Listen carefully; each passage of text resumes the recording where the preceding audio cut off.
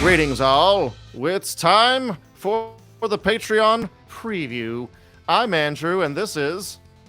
This is the Ben Man, and today we are finally getting to show something I've been wanting to talk about for about 3 weeks, but we kept getting delayed because I wanted to talk about other shit for the Patreon preview. But finally, we're done talking about Flash stuff, and I wanted to talk about a little something that I wore to the Flash screening, which was this.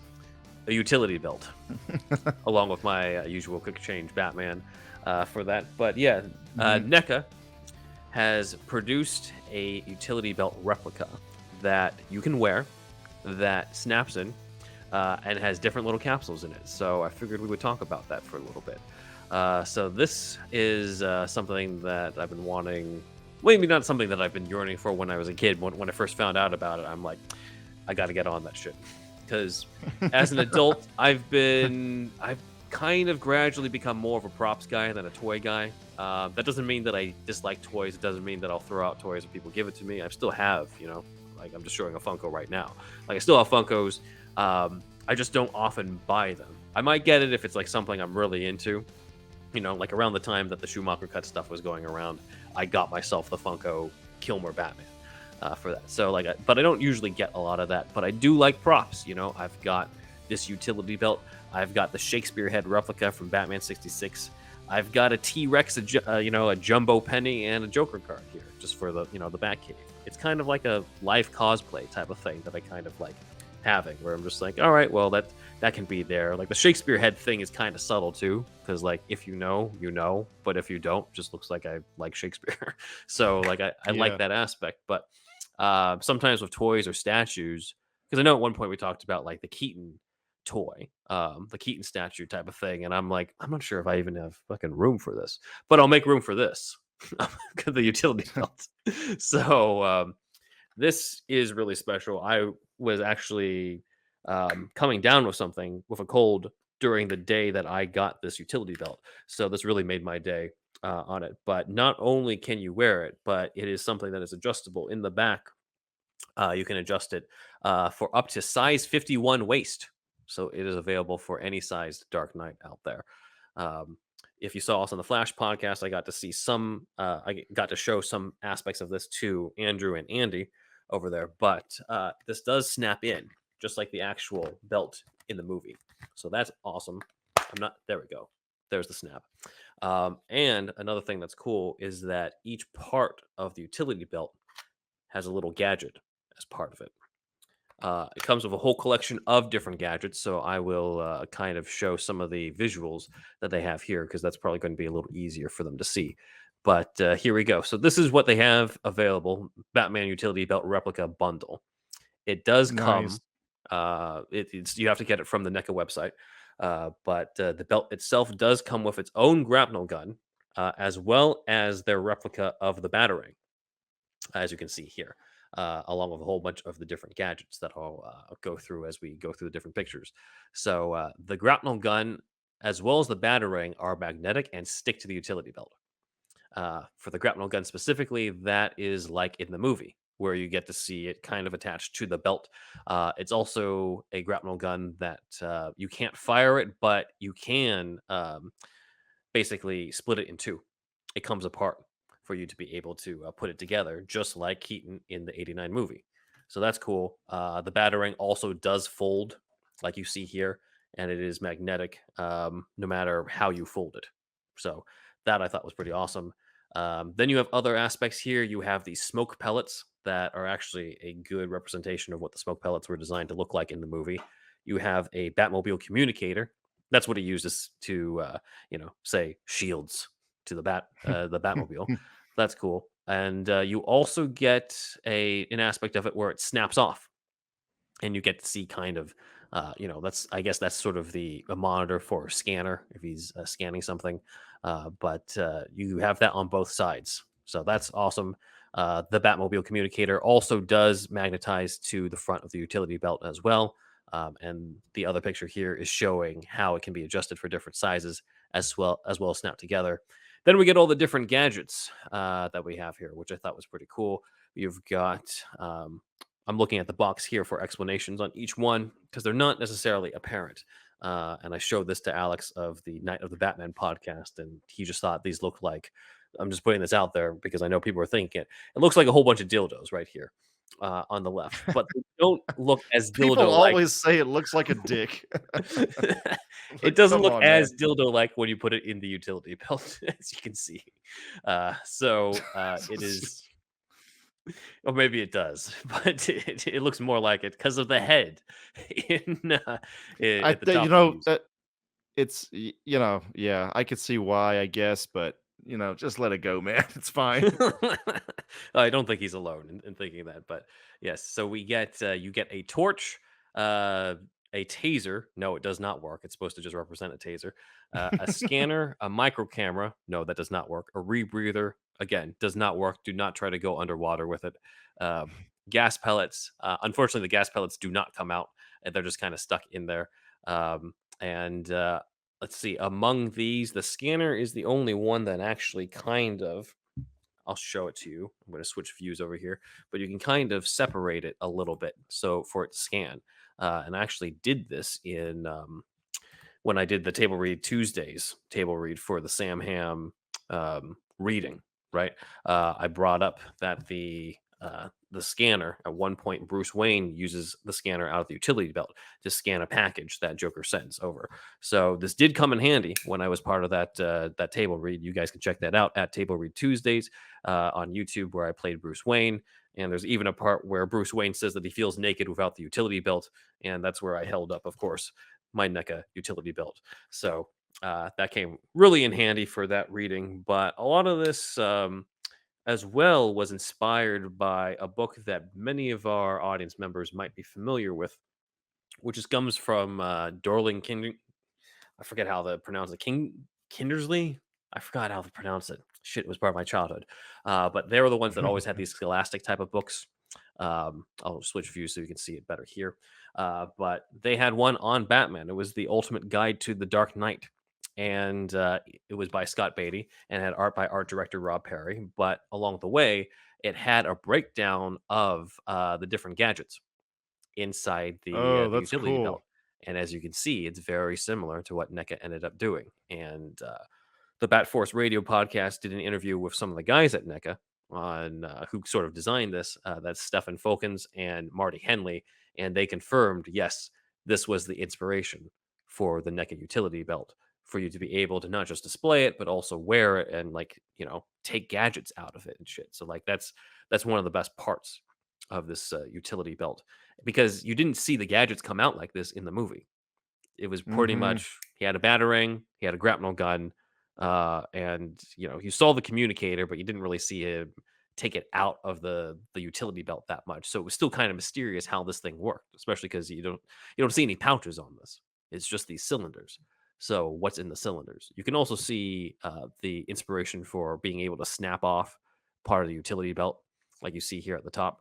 So this is definitely something that owes a debt to Rob Perry's art design in that book, along with the some of the gadgets here. The smoke pellets as well. I have this picture of what the smoke pellets look like in the '89 movie, and I'm going to pull out what they are in the NECA version. Very similar, as you can see here, and it even comes apart for you to be able to put whatever stuff you want inside the gas pellet. Now, I wouldn't recommend putting real stuff and throwing it down and creating the gas and smoke, but that's down to you whether or not you want to do that. Safety of your own home, or when trying to take someone out in terms of fighting crime. But that is, I thought that was pretty awesome. I'm probably not going to put anything in here, just going to have it as a display. But if there's anything that feels missing, it's like, well, they do have the smoke pellets, they do have the scanner. The hardcore '89 fans like me are also thinking that it would have been really cool if they did have some of the other gadgets that they made for the movie, even if it wasn't in the movie. Because again, they got gadgets that aren't in the movie already as part of the utility belt. So part of that is this time bomb that they made. That again is also part of the Sam Ham script, where he shows the bomb to Joker in the cathedral, but also the ninja wheel, the shuriken, that I would love if somebody, and maybe someone's already done it, if anyone on Etsy can make this, like 3D printed version, you will have a very happy customer. I will I get gotta this. tell you, this is the only time I've ever heard the term ninja wheel Mm. is this movie. It's usually I've heard ninja star Ah, if you yeah. don't wanna go if you don't wanna go with shuriken, Mhm. ninja star was always the other option, but wheel, I think, is unique to Batman '89? I'm not sure. Might be. It's how Sam Hamm wrote it in, and it's probably Oh, like yeah. it's probably a term he came up with because he was trying to search for the words of how to describe it at that Yeah, time. yeah, Because yeah. again, there's no Google, so it's just like ninja wheel is probably you can see him on Yeah. the typewriter doing that. But yeah, this was meant to have kind of knock people out with a toxin that was in there. Bruce uses this on Robin to save him at one point in the Sam Hamm script, and you do see this inside the Batmobile. I mean, not the Batmobile, the Batcave vault in the Batsuit vault in '89. It is on the door. So I'm sure if someone can make this, I would happily buy this one, as well as if anybody can do a replica of the Joker's laughing bag from the end of '89. Now that we know that Oh, that's in yeah. Keaton's cave in the Flash, that would be awesome too. But yeah, I would totally get those. Um, I'd be With a more inclined to magnet get those over Keaton, more Keaton action figures. Uh, magnetized so it can go on the belt. Oh, yeah, that too. Well, if they do it metal, then it should probably would be anyway. But yeah, that would be cool as well. So just putting that out there, but nothing to knock NECA on what they have. And again, if you get it as a bundle with the from the website, it will come with the battering, which is how I've had the battering for the last couple of episodes that we've been talking about this. So that's been pretty awesome, and it came just in time for the Flash for me to wear it to the screening that we had. So that was pretty awesome. So thank you, NECA, for being able to produce this, and I'll include the link below. We are not This is not a paid thing. We're not Yeah. being paid anything to advertise this by NECA, though we wouldn't object if they decided to pay us for advertising it. But Yeah. just to share to other '89 fans that this does have our approval. But still, Yes. contact us at I've superhousepodcast@gmail.com. we would love to be sponsored by NECA. We would love to have, a NECA, sponsor code or whatever, like slash superhero stuff you should know or whatever, superhero stuff Mhm. pod or something like that. We're just putting Yeah. that out there, NECA. That's all. That's Yeah. all. I have bought from you as well in the past. I think I got Mortal Kombat Reptile from you most recently. But you know, but yeah, that's awesome. Thank you for your presentation, Benatavius. Thank you. And with that, that is the Patreon preview. You guys can join us as part of the $5 tier in Patreon. And I told Andrew we were going to make this announcement, but we are about $100 away from our goal each month to cover expenses and stuff. And when we reach that goal, if you guys could help us out, we will celebrate by covering Kevin Smith's Superman Lives. So if you guys want to be a part Yes. of getting us closer to that goal, please be a part of it at patreon.com/superhero stuff pod. And when we reach that goal, I will for sure go into the deep dive of Kevin Smith's Superman Lives as a way to celebrate. So thank you very much for everybody who's already a part of that. And we will now go into, well, for soon, we will go behind the paywall and talk about we have a new Superman. We're going to be discussing that Okay. casting as well as Superman and Lois after the paywall. So it's going to be a good, juicy one behind the paywall, everybody. So catch Mhm. us there. And Ben, real quick, I'm just going to slip this one in there. Yep. Metal Force will be at Oh the yes. Japan World Heroes Convention, August 18th through 20th, 2023. That's this year. And uh, www.metalforce.ninja is our website. Check it out. We have our Kickstarter pre-launch page linked there as well. It's essentially um, R-rated Power Rangers meets Stranger Things, and it's a Kickstarter film that I am working on. And if you could check Mhm. that out, and if you're going to be in LA, it's going to be in Burbank, the convention. So check us out there. We will have a booth, and that's it. We will now. Awesome. Oh, and the Oh yes, yeah. thank you. And then, I wanted to well, go ahead. Chemical Syndicate Go real ahead. quick because I forgot. Yeah, yeah. These plugs. I'm like, oh Plug yeah, City. Flux City right here. For other '89 fans, if you have missed it or you're new to this channel, I also wrote and co-star in this audio drama produced by Newverse Creative.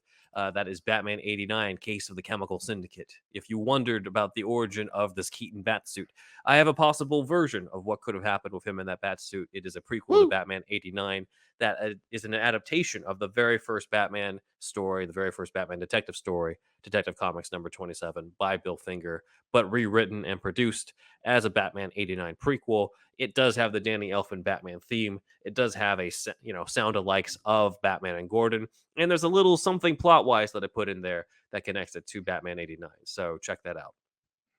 Sick. Yeah. So check all that out, guys. And so we're going behind the paywall now. Listen Hmm. to the rest of this episode by going to patreon.com/superhero stuff pod. It is at the $5 tier.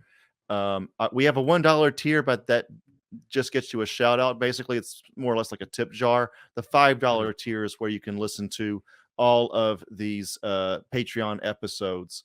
So yeah, check that out, please. It's patreon.com/superhero stuff pod. And we will go there now.